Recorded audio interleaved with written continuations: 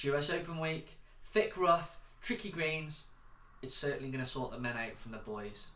I'm going to be giving my reaction to the first round's play and what's coming up for Friday and the rest of the weekend to determine the overall champion of the US Open Golf Championship 2020. Let's get stuck in. This is Nick Does Golf.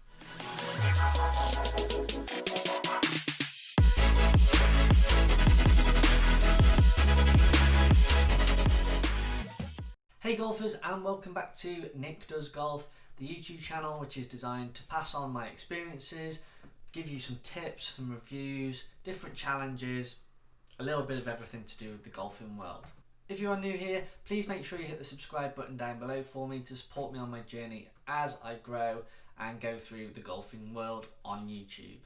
So yesterday saw the first round's play of the US Open over at Winged Foot Golf Club, New York, USA. The US Open is notorious for making the golf course pretty much as difficult as possible, and this week hasn't fallen short. The rough is pretty much as thick as they could get it, between 6 to 8 inches, and with the temperature and the weather being very dry, the greens are going to firm up. The rough is going to be really thick to get out of, so they need to keep it on the short grass if they want to score well. The last winner around Winged Foot was Jeff Ogilvy in 2006. The members absolutely hate it when the professionals go there and play really well, so they absolutely love to see the golfers struggle around there, and they get to see it firsthand because they are the volunteers this week. I was looking through Ian Poulter's Instagram only yesterday, as he is very active on there, and he was showing everybody that follows him what the greens were like, and he was showing the first green, and he had a diagram of the green itself, which is going to be in this corner here for you, as you can see. The shaded parts in red, they are exactly where the ball is not going to finish. So the clear points that you can see on the picture right here is where the ball is going to be stationary. So this is crazy because there is hardly any room on that green where the ball is going to be still, and obviously this is where they can put the flag, because complying with the rules, they cannot put it on any slope because that is just going to be purely ridiculous, and it's going to make it pretty much impossible for the pros to get any decent score on those particular greens. So the clear patches on that course planner is pretty much where the ball is only going to be stationary and is going to stay still on that green. That is mad. That is absolutely crazy. Imagine amateur golfers going on that course and they set it up to be as difficult as that. We'd be going around in about 150. But this is why the US Open is so great, because it brings a different element to the professionals, and it really does show that they have to produce their very best for these 4 days. So as you can imagine, there were some players that played really well, and there were some well-known names that really didn't play well at all. And with watching the coverage last night for a few hours, it looked very difficult. So the leader coming out after round 1, he's been playing really well, to be honest, the last couple of weeks, and especially from lockdown being eased and the PGA Tour coming back, is Justin Thomas. Now this guy, when he's on form, is pretty much incredible. The ball striking that he produced yesterday was really good. He kept it pretty straight, which is what you have to do, because if you go in the rough, you are pretty much dead. He managed to do this, shot 5 under 65, which is pretty damn good. Didn't really put a foot wrong, put himself in a really strong position going into the second round and heading into the weekend. Other people that played well that were in the mix, we had Rory McIlroy, which is pretty much a fan's favourite over here in the UK. Really nice to see him play well. Also Thomas Pieters, the Belgian, played in the Ryder Cup. Ever since he played in that, he hasn't really been able to rekindle the form that we've seen of previous, but really nice to see him play well. Patrick Reed, he's second at the moment, shot 4 under for his round yesterday, including a hole-in-one, which I'm going to get onto very shortly. And Matthew Wolff's playing well, very unorthodox golf swing, but he gets the job done, and he can certainly put the ball out there in a very good manner. So they're the guys that played really well, and we're going to move on to the people that didn't play well. Most notably, Big Phil. Mate, it looked very, very difficult for you out there. As we know, short game is majestic, probably one of the best out there, but he does struggle off the tee, which was something similar to Ballesteros, Sevi back in the day. But yesterday, Phil's game was just all over the place. He was hitting big push slices, pulls, you name it. He just could not hit the ball anywhere near as what he could do normally.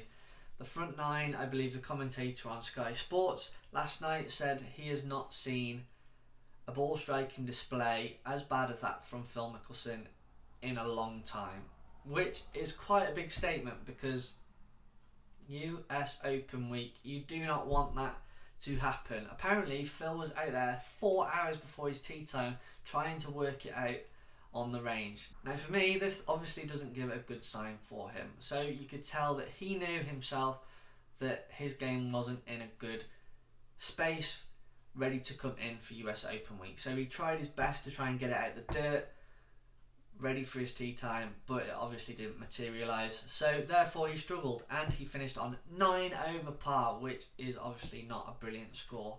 But the conditions are there to swallow these people up that aren't quite on form. Other notable people that haven't played well, Paul Casey, saw a couple of shots he hit. He nearly shanked it on the par 3. It went so far right. Not quite sure how he got on with that one though, to be honest. I'll have to watch that. Danny Willett, he shot 7 over, and Eddie Pepperell was 8 over. So the Englishmen not really doing great, to be honest, over there. I'm sure it is very, very tough for them. So I can't imagine what they're going through. I dread to think what I would score on a course like that. But moving on, big topic. Everybody wants to know how Tiger is getting on. Now, Tiger had a very mixed bag yesterday. He was doing really well, quite steady. Few bogeys counteracted with a few birdies. He was 1 under going through 12, and then he had a bit of a blip, but he was still steady. He was even par through 16, and then he went bogey double to finish. With on the last, he hit a massive chunk off the fairway, just short of the green, fatted it, come back to his feet, chipped it up, missed the putt, double. That is what Winged Foot can do. That is what the USGA officials have made sure that this course can do to you. It can make sure that it gives you bad scores if you make some sort of error in any way. So Tiger was doing really well, steady, and then he fell away towards the end. But I'm sure he's going to come out for that second round, rectify that, get himself into a position ready to go in for moving day, as he calls it, on the Saturday, ready to go for the big finish on the Sunday. Yesterday saw 2 holes in one in round 1 of the US Open, which is very, very strange. They both came on the 7th hole. One was from Patrick Reed, which took 1 bounce and jumped straight into the hole. It literally just swallowed it up if you watch it on the TV. Amazing feeling, I'm sure, for him. And the other one come from Will Zalatoris. Now, this guy nearly had 2 holes in one in his round. So he holed the one on the 7th, which is a great feeling because it's his first ever US Open. Then he got to the 13th, hit a beautiful shot into the green, and the ball hit the flag and stopped to there. So this guy nearly had 2 holes in one in one round at the US Open. That would have been crazy. The chances of that happening is 67 million to 1. Imagine that happening, especially in the US Open on your first time of being there. That is just mental. I cannot believe that. You literally have more chance of winning the lottery. So looking ahead to today, round 2, the rest of the weekend and my predictions, it's going to be even more difficult, I'm sure, today, because if the greens are firming up, the temperature is going to get warmer. It's only going to get harder for the people, and as we know, the pin placements do tend to get more difficult as the week goes on. So firming up of the greens, thickening up of the rough, and the pin placement is only going to make it more difficult. So I'm sure the scores aren't going to really adjust too much. So for round 2, I'm going to predict that the people that are going to be playing well are going to shoot 2-3 under par, and that is going to be a solid round of golf. So 67, 68, something like that would be a great score for round 2. I think people are going to start bunching up at the top end, so maybe the top 20, top 30, they're going to start bunching up, then you'll have people falling away heading into the weekend. But as it stands, I don't think I can stick with Dustin Johnson because I don't think he's going to be able to pull it back. But he does have the overall game to tear a golf course apart when he is on form, because that driver is absolutely lethal and his shots from 100 yards and in are just crazy good. Really, really good at what he does. But I'm not going to stick with him. I'm going to go with Xander Schauffele, and a lot of people are favouriting him to win a major. He hasn't won one yet, but I'm sure it's only just around the corner. His swing is really nice. His touch around the greens and his putting is solid. So I'm going to go with him. He is currently 2 under par, 3 shots off Justin Thomas at the moment. I think he's going to do really well. So he is my favourite at the moment after round 1. My outsider for winning the US Open, I'm going to throw it out there. It's going to be Joaquin Niemann, the guy from Chile. He has been playing really well. He's only 23 years of age. I think he's going to light it up eventually. Give it a few years when he's matured. I think he's going to play really well. He's going to be a winner on the PGA Tour multiple times. So they are my predictions. Xander Schauffele to win the US Open, and as an outsider I'm going to go Joaquin Niemann.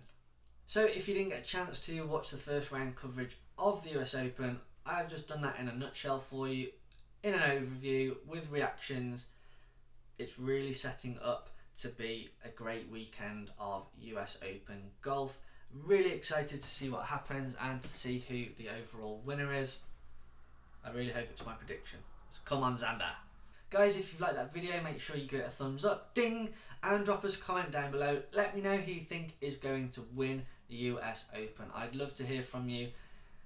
Throw some interesting ones out there. I can't wait to see what happens at the weekend and to see it all unfold.